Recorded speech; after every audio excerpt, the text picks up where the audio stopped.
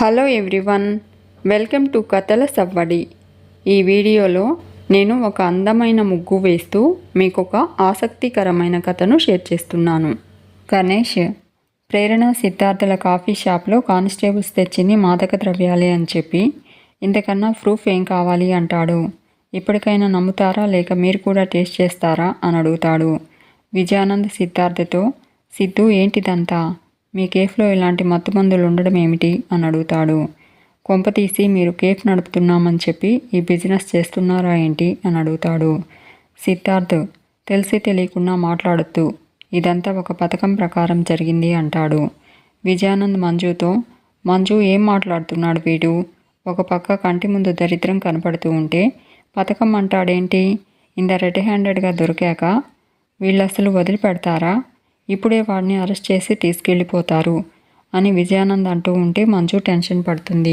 సాహితి భయపడుతూ గణేష్తో, please sir, మీరు అనుకుంటే మా అన్నయ్యని వదిలేయగలరు, మా అన్నయ్య ప్రేరణ గారు తప్పు చేసేవాళ్ళు కాదు సార్ అంటుంది. విజయానంద్ సాహితితో, ఇంకెలా వదిలేస్తారమ్మా, నీ పిచ్చి కాకపోతే, ఇలాంటి కేసులో అనుమానం వస్తేనే అరెస్ట్ చేస్తారు, అలాంటిది కళ్ళ ముందు ఇంత సరుకు చూశాక మీ అన్నయ్యను ఇంకెవరూ కాపాడలేరు అంటాడు. సాహితి విజయానంద్తో, డాడీ ప్లీజ్ మీరు ఉండండి అని చెప్పి గణేష్తో చేతులు జోడించి నమస్కారం చేస్తూ, సిఐ గారు మీరు అనుకుంటే మా అన్నయ్యను వదిలేయగలరు, ప్లీజ్ సార్ అర్థం చేసుకోండి అంటూ గణేష్ని బ్రతిమలాడుతూ ఉంటుంది సాహితి. సిద్ధార్థ్, సాహితి నువ్వేం చేస్తున్నావు అంటూ సాహితిని ఆపబోతూ ఉంటాడు. సాహితి నువ్వు ఉండన్నయ్యా అని చెప్పి గణేష్తో, మీరు అనుకుంటే అయిపోతుంది సార్, ప్లీజ్ సార్ అంటూ ఈ మాదక ద్రవ్యాల కేసు నుంచి కాపాడండి సార్ అంటూ బ్రతిమలాడుతూ ఉంటుంది. గణేష్ సాహితిని అదోలా చూస్తూ ఆలోచిస్తూ ఉంటాడు. జనరల్గా ఇలాంటివి దొరికినప్పుడు సెకండ్ కూడా లేట్ చేయకుండా కేఫ్ ఓనర్స్ని అరెస్ట్ చేయాలి, కానీ మిమ్మల్ని చూస్తుంటే మీరు ఇలాంటి పనులు చేసే వాళ్ళలా కనిపించట్లేదు అని గణేష్ అంటూ ఉంటే విజయానంద్తో పాటు అందరూ షాక్ అవుతారు. గణేష్, కానీ ఇక్కడ ప్రూఫ్స్ ఉన్నాయి, ఇప్పుడు ఎలా అంటాడు. సుధాకర్తో, సుధా మనం లాస్ట్ టైం ఇలాంటి కేసులో గాంధీనగర్లో ఒకరిని అరెస్ట్ చేశాం కదా, వెళ్ళి వాడిని పట్టుకుని రండి అంటాడు. సుధాకర్ కానిస్టేబుల్స్ని పంపిస్తాడు. గణేష్, మీరంతా చూస్తున్నారు కదా, నిజానికి ఇది సామాన్యమైన విషయం కాదు, ఇది సమాజానికి పూర్తి వ్యతిరేకమైన చర్య అంటాడు. విజయానంద్ వెంటనే వాడిని అరెస్ట్ చేయక ఎందుకంతా నీతులు చెప్తున్నావురా అని అనుకుంటూ ఉంటాడు. గణేష్, కానీ మీరందరికీ వీళ్ళిద్దరూ తప్పు చేయలేదు అన్న నమ్మకం బలంగా ఉంది, అక్కడ నేను ఆలోచిస్తున్నాను అంటాడు. నేరం చేసిన వాళ్ళను అరెస్ట్ చేయకపోవడం ఎంత తప్పో, నేరం చేయని వాళ్ళను అరెస్ట్ చేయడం అంతకన్నా పెద్ద తప్పు, అలాంటి తప్పు నాలాంటి సిన్సియర్ పోలీస్ ఆఫీసర్ అస్సలు చేయకూడదు, నేను చెయ్యను కూడా అంటాడు. అప్పుడే కానిస్టేబుల్స్ కాఫీ షాప్లో డ్రగ్స్ దాచిన వ్యక్తిని తీసుకొస్తారు. ప్రేరణ సిద్ధార్థ్ ఆ వ్యక్తి తమకు వాటర్ క్యాన్స్ తెచ్చాను అని చెప్పడం గుర్తు చేసుకుంటారు. గణేష్, అందుకే వీడిని ఇక్కడికి పిలిపించాను అంటూ కానిస్టేబుల్స్తో ఎక్కడ దొరికాడు వీడు అని అడుగుతాడు. కానిస్టేబుల్, పక్క బస్తీలో దొరికాడు సార్ అంటాడు. గణేష్ అతన్ని కొట్టి చెప్పమని అడుగుతూ ఉంటాడు. విజయానంద్ వెంటనే వాడిని అరెస్ట్ చేయక వీడెందుకు ఇంత డ్రామా క్రియేట్ చేస్తున్నాడు అని అనుకుంటూ ఉంటాడు. గణేష్ ఆ వ్యక్తితో మిగిలిన సరుకు ఎక్కడ దాచావు అని కొడుతూ ఉంటాడు. అతను ఈ కేఫ్లోని దాచాను సార్ అంటాడు. గణేష్, ఏరా వేరే ప్లేస్ దొరకలేదా, ఇక్కడే ఎందుకు దాచావు అని అడుగుతాడు. అతను ఇక్కడైతే సేఫ్గా ఉంటుంది అని చెప్పి కాఫీ తాగడానికి వచ్చి నా సరుకు తీసుకుని పోదామనుకున్నాను సార్ అంటాడు. గణేష్ సాహితితో, చూశారా, వీడి మీద డౌట్ వచ్చి వీడిని రప్పించడం ఎంత మంచిదైందో అంటాడు. లేదంటే వీడితో నిజం చెప్పించకపోయి ఉంటే పాపం సిద్ధు ప్రేరణ నేరస్తులై ఉండేవాళ్ళు, ఈ కేఫ్ క్లోజ్ అయిపోయి ఉండేది, జీవితాంతం వీళ్ళు జైల్లో ఉండాల్సి వచ్చేది కదా అంటాడు. కానిస్టేబుల్స్తో ఆ వ్యక్తిని తీసుకెళ్ళమని చెప్పి సిద్ధార్థతో, చూడండి మీరు చేస్తుంది పబ్లిక్తో బిజినెస్, ఇలాంటి కేఫ్ నడిపిస్తున్నప్పుడు ఎంతోమంది వస్తారు వెళ్తుంటారు, చాలా జాగ్రత్తగా ఉండాలి, ఇలాంటి సమస్య మళ్ళీ మళ్ళీ రావచ్చు, చాలా కేర్ఫుల్గా ఉండాలి అంటాడు. నేను కాబట్టి చాలా షార్ప్గా ఆలోచించగలిగాను, కానీ డిపార్ట్మెంట్లో అందరూ నాలా ఉండరు కదా అంటాడు. సాహితితో, బర్త్డే సెలబ్రేషన్స్లో ఉన్న మిమ్మల్ని డిస్టర్బ్ చేయాల్సి వచ్చింది అంటూ ఐఎమ్ రియల్లీ సారీ అంటాడు. సాహితి, అదేం లేదు సార్, మేమే మీకు థ్యాంక్స్ చెప్పాలి, మా అన్నయ్యను ప్రేరణ గారిని కాపాడారు అంటుంది. గణేష్, ఇది నా డ్యూటీ అండి, నా బాధ్యత అంటాడు. మంజు, థ్యాంక్ యూ సిఐ గారు అంటుంది. మీలాంటి వాళ్ళు ఈ సొసైటీకి చాలా అవసరం అని అంటూ ఉంటే గణేష్ నేను అంత గొప్పవాడిని కాదండి అంటాడు. మంచి వాళ్ళను గుర్తించాను దట్స్ ఆల్ అంటూ wish you more happy returns of the day అంటూ సాహితీకి షేక్ హ్యాండ్ ఇవ్వబోతాడు. సాహితీని షేక్ హ్యాండ్ ఇవ్వకుండా సిద్ధార్థ్ అడ్డుకుంటాడు. గణేష్ సాహితీతో హ్యాపీ బర్త్డే అంటాడు. సాహితీ థ్యాంక్ యూ సార్ అంటుంది. గణేష్ వస్తాను, మీ సెలబ్రేషన్స్ని కంటిన్యూ చేయండి అని చెప్పి సుధాకర్తో కలిసి వెళ్ళిపోతూ ఉంటాడు. విజయానంద్ కోపంగా చూస్తుంటాడు. సుధాకర్ గణేష్ని చూస్తూ అసలు ఎందుకు వచ్చాడు, ఏం చేశాడు, అసలు వీడిని ఎక్స్పెక్ట్ చేయలేకపోతున్నాం అని అనుకుంటూ ఉంటాడు. గణేష్ అదే సుధా నాలో ఉన్న గొప్పతనం అంటాడు. మనల్ని ఎవరూ ఎక్స్పెక్ట్ చేయలేరు అంటూ అయినా నేను అందరి మంచిని ఎదుగుదలనే కోరుకుంటాను. అయినా ఎవరూ నా మనసు అర్థం చేసుకోరు, నా బాధ అర్థం చేసుకోరు. అదే సుధా నాకు చాలా బాధేస్తుంది. నువ్వు కూడా అర్థం చేసుకోవు. నేను అలిగాను అంతే అంటూ వెళ్తూ ఉంటాడు. సుధాకర్ గణేష్ వెనక నుంచి గణేష్ని కొట్టపోతూ అలిగారా సార్ మీరు అంటూ గణేష్తో పాటు వెళ్తూ ఉంటాడు. ఇక విజయానంద్ విశ్వాస్ని చెంపదెబ్బ కొట్టడంతో విశ్వాస్ సార్ నన్ను ఎందుకు కొట్టారు అని అడుగుతాడు. విజయానంద్ గణేష్ వైపు చూస్తూ చేతులు కలిపిన వాళ్ళ మీద చేయెత్తలేను కదా విశ్వాసం అంటాడు. గణేష్ అది కాదు సార్ అంటూ చెప్పబోతూ ఉంటే విజయానంద్ ఏది కాదు, నువ్వు ఏం చెప్పావు, ఏం చేశావు, నా వెనకే ఉంటూ నాకే వెన్నుపోటు పొడుస్తావా? కేఫ్ ఓపెన్ అయిన 24 గంటల్లో క్లోజ్ చేయిస్తా అన్నావు కదా, కానీ నువ్వేం చేశావు? అద్భుతమైన ప్లాన్ ఉంది, బంగారం లాంటి అవకాశం ఉంది, అయినా ఎందుకు వదిలేశావు? ఎందుకు ఇలా చేశావో చెప్పు అని అడుగుతాడు. గణేష్ అదే ప్రశ్న నేను అడుగుతాను సార్, మీరు సమాధానం చెప్తారా అని అడుగుతాడు. నేను కేఫ్ క్లోజ్ చేయకుండా వదిలేశాను, మీరెందుకు అంత బలంగా క్లోజ్ చేయమని పట్టుబట్టారు? ఆ సిద్ధు మీ కొడుకే కదా అని అడుగుతాడు. విజయానంద్ అవును అంటాడు. గణేష్ మీ కొడుకు అయినప్పుడు ఆ రోజు కేసులో కాపాడాలనుకున్నారు అంటే అర్థం ఉంది. మరి ఇప్పుడు ఇరికించాలని ఎందుకు అనుకుంటున్నారు? చెప్పండి సార్ అని అడుగుతాడు. విజయానంద్ అదంతా నీకు అనవసరం గణ, మనమిద్దరం ఒకటి, అదొకటి గుర్తుపెట్టుకుంటే చాలు అంటాడు.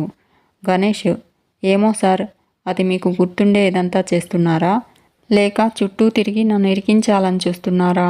అసలు మీ మనసులో ఏముందో నాకు అర్థం కావడం లేదు అంటాడు.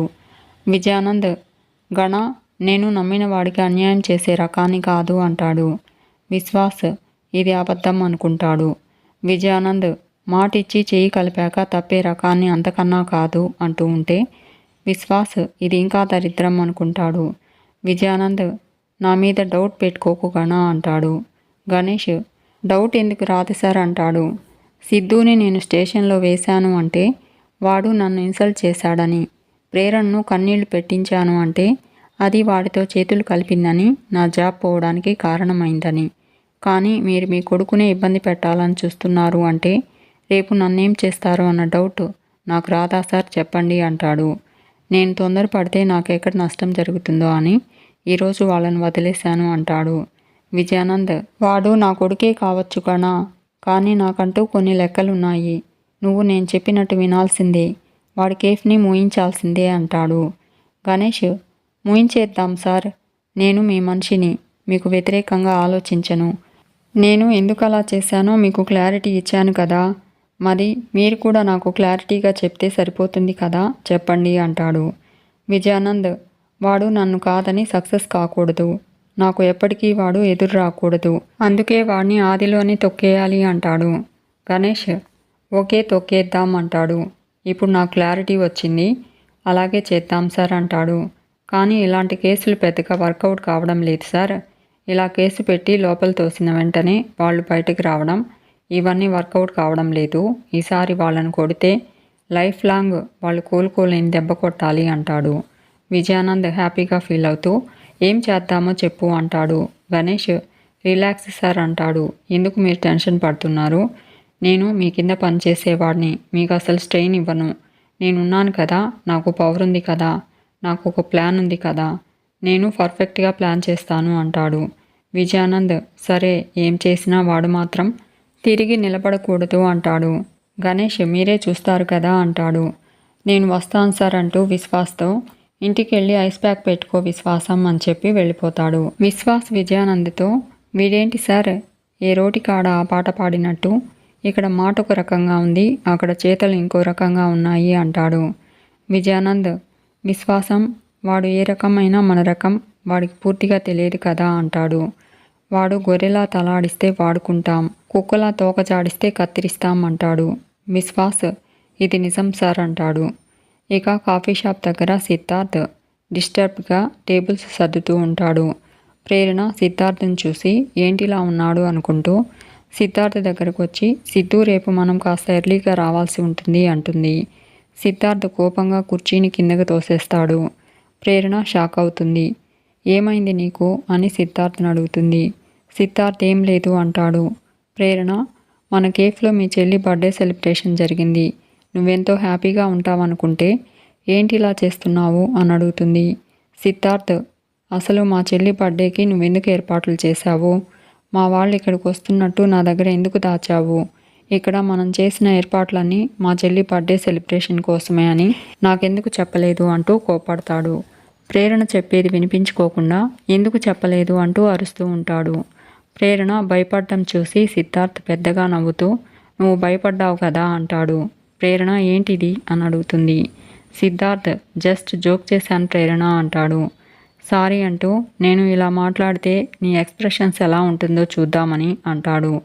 నిజానికి చాలా థ్రిల్ అయ్యాను, నువ్వు నాకు మంచి సర్ప్రైజ్ ఇచ్చావు తెలుసా అంటాడు. ప్రేరణ సిద్ధార్థ్ని కోపడుతూ కాసేపు ఊపిరాడలేదు, ఎంత టెన్షన్ పడ్డానో తెలుసా అంటుంది. సిద్ధార్థ్ సారీ అంటాడు. ప్రేరణ ఒక క్షణం నేనే ఏదో తప్పు చేశానని ఎంత భయపడ్డానో అని అంటూ ఉంటే సిద్ధార్థ్ నువ్వు ఎప్పుడూ తప్పు చేయవు ప్రేరణ అంటాడు. చూశావు కదా నిన్న రాత్రి ఏం జరిగిందో, అంత హ్యాపీగా నా చెల్లెలతో కేక్ కట్ చేయించాలని వెళితే చివరికి కేక్ నేల పాలైపోయింది. నా చెల్లెలు డిసప్పాయింట్ అయింది, కనీసం నా చేతుల మీదుగా కేక్ కట్ చేయించలేకపోయానే అని బాధపడ్డాను, కానీ నీ వల్ల ఆ బాధ కూడా పోయింది అంటూ థ్యాంక్ యూ సో మచ్ అంటాడు సిద్ధార్థ్. ప్రేరణ చేసిందంతా చేసి ఇప్పుడు థ్యాంక్స్ చెప్తున్నావా అంటుంది. సిద్ధార్థ్ సారీ చెప్పాను కదా అంటాడు. ప్రేరణ సర్లే అంటుంది. సిద్ధు మనం ఒక విషయం మర్చిపోతున్నాం, సాహితీ బర్త్డేకి ఆ గణ కావాలనే వచ్చాడు, మనల్ని ఏదో విధంగా ఇరికించాలని ప్లాన్ చేశాడు అంటుంది.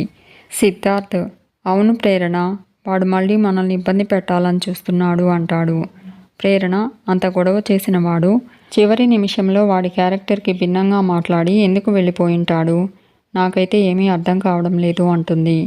సిద్ధార్థ్ నేను అదే ఆలోచిస్తున్నాను అంటాడు. వాడి మెంటాలిటీ ప్రకారం వాడలా వెళ్ళిపోకూడదు, ఖచ్చితంగా మనల్ని ఇబ్బంది పెట్టాలి, కానీ అలా చేయలేదు అంటే ఖచ్చితంగా ఆలోచించాలి, వాడు సైలెంట్గా వెళ్ళిపోవడం ఇంకా ప్రమాదం అంటాడు. ప్రేరణ చివరి నిమిషంలో అంత సడన్గా వాడి ప్లాన్ ఎందుకు మార్చుకొని ఉంటాడు అని అంటుంది. సిద్ధార్థ్ అంత ఈజీగా మనం తీసుకోకూడదు ప్రేరణ, దాని వెనుకున్న కారణం ఏంటో తెలుసుకుని తీరాలి అంటాడు. ఇక గణేష్ తన రూమ్లో కూర్చుని ఫోన్లో ఉన్న సాహితీ ఫోటోను చూస్తూ ఒక మనిషి మీద మరో మనిషి గెలవాలన్నా ఓడాలన్నా తగ్గాలన్నా నెగ్గాలన్నా పగ పెంచుకోవాలన్నా తుంచుకోవాలన్నా ఆడదే కారణం అంటే నేను నమ్మలేదు, కానీ ఇప్పుడు నా విషయంలో అది నిజమే అనిపిస్తుంది అనుకుంటాడు. ఈరోజు నేను క్షణకాలం తగ్గింది నీకోసమే, అవకాశం వదులుకుంది నీకోసమే, మీ నాన్నను మీ అన్నను సాధించాలి అంటే నీకు భరించలేనంత నమ్మకం కలగాలి, ఆ నమ్మకమే వాళ్ళ పతనానికి పునాది కావాలి, నిన్ను నా దారికి తెచ్చుకోవడానికి నేను నా దారిని మార్చుకున్నాను, ఇక నా దారిలోకి అందరూ రావాల్సిందే, నా చేతిలో నాశనం కావాల్సిందే అని అనుకుంటూ ఉంటాడు గణేష్. ఇంతలో గణేష్ని పిలుస్తూ ఈశ్వరి రావడంతో గణేష్ తన ఫోన్ పక్కన పెట్టి ఏంటమ్మా అని అడుగుతాడు. ఈశ్వరి నువ్వు తెలివైన వాడివో అమాయకుడివో అర్థం కావట్లేదురా అంటుంది. అమాయకుడివైతే అంత గొప్ప పథకం వెయ్యవు, తెలివైన వాడు వచ్చిన అవకాశం వదులుకోడు, మరి నువ్వు ఏ కోవకు చెందిన వాడివి అనుకోవాలి అని అడుగుతుంది. గణేష్ అమ్మా నేను నీ కొడుకుని, ఆ నమ్మకం నీకుంటే నీకు ఇలాంటి డౌట్ రాదు అంటాడు. ఈశ్వరి అలాంటప్పుడు వాళ్ళిద్దరూ పెట్టిన కేఫ్ 24 గంటల్లో మూయిస్తానని చెప్పి ఎందుకు వదిలేశావురా అంటూ ఇంతకన్నా గొప్ప అవకాశం వస్తుందా అని అడుగుతుంది ఈశ్వరి. మీకు ఈ వీడియో నచ్చితే లైక్ చేయండి, షేర్ చేయండి, తప్పకుండా సబ్స్క్రైబ్ చేసుకోండి. Thanks for watching.